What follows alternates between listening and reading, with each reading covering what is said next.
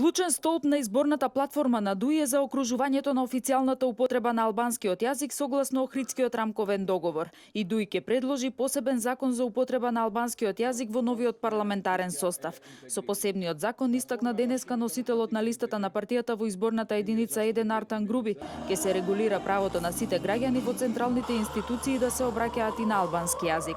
Правото на превод на подзаконски акти, автоматско пуштање на личните документи на граѓаните на албански јазик, водење на парламентарните седници на албански јазик, појаснување на одредбите на јазикот во законот за локална самоуправа, вклучувајќи го и градот Скопје, стандардизација на употребата на официјалните јазици за сите јавни знаци и целосно спроведување на јазичните права во судскиот сектор.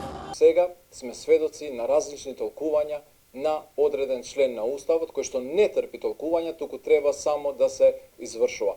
Затоа, за да ги отстраниме сите двоумици, да ги отстраниме сите можности за различни толкувања, предлагаме Lex Generalis, посебен закон, кој што ќе го регулира ова прашање, кој што ќе доведе следбестено до целосна еднаквост на албанскиот јазик со македонскиот јазик, и со тоа, како што кажав и претходно, Македонија нема да загуби, туку ќе стане уште посилна држава.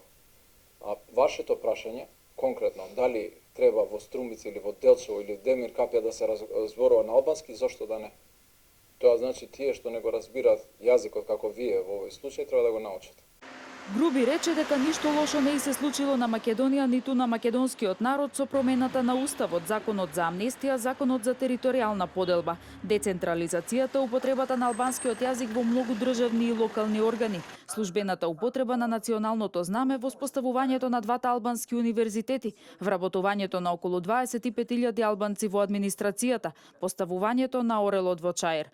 Напротив, истакна Груби, нашето општество станало еднакво, потолерантно и кохезивно. И како резултат на овие постигнувања, Македонија добила кандидатски статус за членство во Европската унија и е оценета како пример за имплементација на мировен договор.